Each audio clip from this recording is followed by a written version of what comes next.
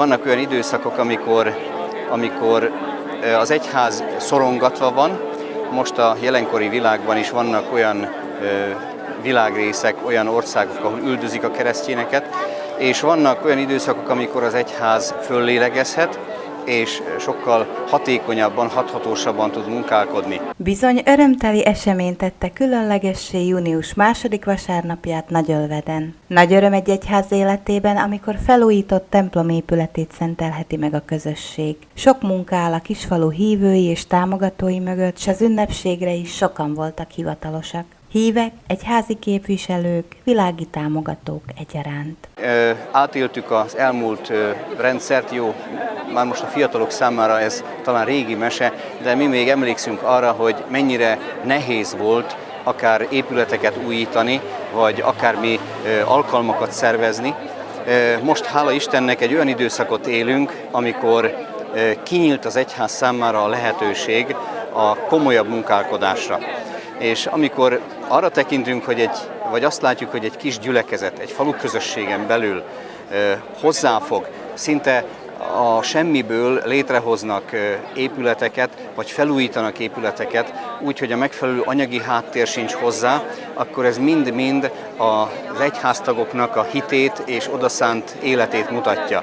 És azt, hogy szükségük van az Isten kegyelmére és segedelmére, és ez valahogy mutatója ennek a szükségérzetnek, ennek a hiányérzetnek, és azt akarják ezzel megmutatni, hogy egy helyet teremtenek, lehetőséget teremtenek, helyeket megújítanak, közösségi tereket létrehoznak, vagy felújítanak, hogy ott Isten népe egybegyülekezve dicsérhesse Istent.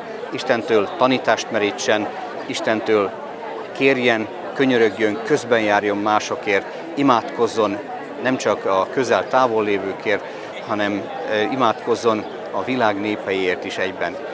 Mi nagyon hálásak vagyunk annak, hogy erre a mostani időben lehetőségünk adatik. És nem csak itt Nagyölveden, de egyházunk egész területén nagyon sok templom és nagyon sok épület újul meg, jelezve ezzel azt az elszántságot, azt az odaszántságot, hogy mi meg szeretnénk maradni itt a helyünkön, a szülőföldünkön, és Isten igéje hirdetése által is buzdítani szeretnénk a híveket, a gyülekezeteket, az egyháztagokat arra, hogy tartsák meg, őrizzék meg őseik hitét, őseik nyelvét és kultúráját. Ezért vagyunk nagyon hálásak Magyarország kormányának, amelyik a Nemzetstratégia keretében elindított olyan folyamatokat, amelyek kapcsán lehetővé válik az, hogy gyülekezetek olyan támogatáshoz jussanak, amelyek által tulajdonképpen 10-15 év alatt sem tudtak volna olyan munkákat elvégezni, amilyen munkák el lettek most végezve.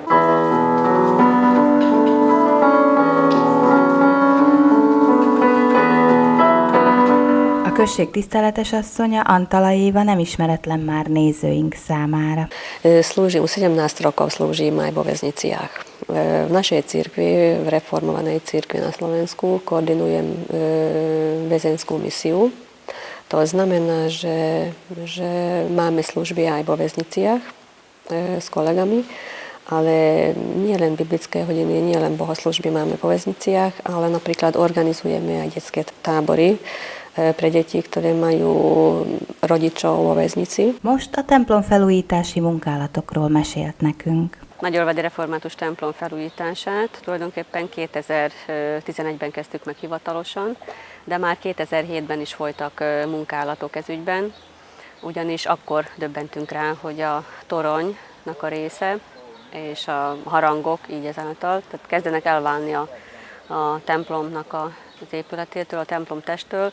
Ennek egyszerű magyarázata volt, hogy egy mocsaras vidékre épült a templom annak idején, és annak idején a protestáns templomokra nem húzhattak a mi templomunk felépítésekor tornyot, csak utána 20 évvel később tudták a tornyot felépíteni, és ezért nagyon könnyen a mocsaras részen elkezdett dőlni a torony. Ezt 2007-től figyeltük, akkor megpróbáltunk ennek a megmentésére megkeresni szakembereket, mérnököket, akik azt mondták, hogy a templomnak a megmentésére komoly tervezetet kell készíteni, és mindenképpen alá kell cölöpözni, acél cölöpöket, és komoly acél és beton konstrukciót kell a templom alá helyezni, a torony alá és a templom egy része alá. Ez a nagy munkálat folyt 2011-ben, majd a 2012-es esztendőben ezt folytattuk, és így a templom tetőszerkezetének a felújítására koncentráltunk. Teljesen felújult a tetőszerkezet, új gerendákat, lecezést és tetőborítást kapott, sőt a tornyot is megújítottuk. Így egészen a csillag, a király gerendát is ki kellett cserélnünk, és teljesen megújult tulajdonképpen a tetőszerkezet és a toronynak a része. 2013-as esztendőben tovább folytattuk a munkát, így a templom belső részét újítottuk fel. Az eredeti mélységig le kellett mennünk, hogy elérjük azt, hogy ne vizesedjen a templom, és így most már sokkal jobb az akusztikája a templomnak, mint ahogy gondoltuk.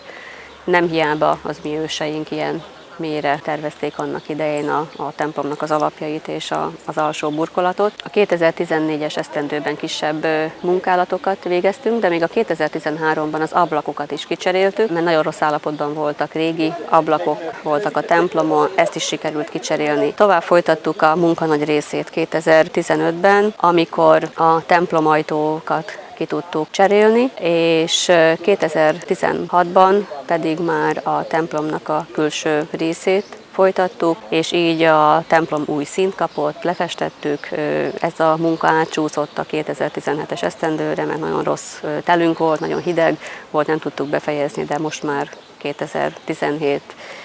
június 11-ére a reformáció 500. évében hálaadó Isten tiszteletet tarthattunk, és mindenért egyedül Istennek a dicsőség és hála. Németországból testvérgyülekezetünk is, tagjai is érkeztek, a Gémeni református gyülekezetnek a delegációja, és Magyarországról az Egyházas Rádóci testvérgyülekezetünknek a lelkész. Nagyon-nagyon hálásak vagyunk, hogy ők is eljöttek. Tulajdonképpen az istentisztelet keretén belül megszólaltattuk a fiatalokat is, akik nagyrészt zeneszerszámokkal, énekkel dicsőítették az Istent. Nagy örömünk, hogy vannak fiataljaink, és van reménységünk ezután is, hogy nem csak magunknak újítottuk fel a templomot, hanem a jövő generációi is még itt dicsőíthetik majd az Istent. A mi kis templomunk, amely 230 esztendős, nagyon pici, ezért 300 lélek a befogadó képessége. Így többen érkeztek a vendégek, akiknek sajnos kint kellett egy részüknek tölteni az istentisztelet idejét, de ezt kihangosítással megoldottuk, úgyhogy ők is hallhattak mindent és részt vehettek az istentiszteleten. Nagyölved alpolgármestere a helyi, most már felújított és megszentelt református templom tiszteletes asszonya. A kapcsolat a hivatal és a templom között ezáltal is szorosabb. Ahogy püspök atya szavait hallgattam, kicsit tovább indult bennem a folyamat, ahogy az igét is hirdette, és ha jól emlékszem vissza, akkor ott volt arra szó, hogy kín az Isten kék ege alatt is lehet áldani és dicsőíteni az Istent. Ma nekem is részem volt ebbe. Nem az Árpád-kori templomba ünnepeltük a búcsút szülőfalumba, hanem kint a fogadalmi kápolnánál. Ennek is megvan a maga szépsége. De eszembe jutott utána az is, hogy milyen jó betérni egy templomba. Bárhol a világot járva, bárki, nem csak én.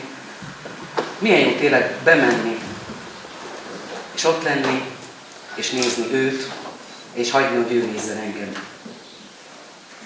Hát kívánom ennek a gyülekezetnek is, hogy évszázadok után is jöjjön ide be valaki, és nézze őt, és hagyja, hogy ő nézze. Mit is kívánhatnánk ezen ünnepi istentisztelet alkalmából? Telt templomokat? Az már a múlt. Nyitott szíveket és hívő lelkeket, hogy legyen, akiért érdemes volt a sok munka.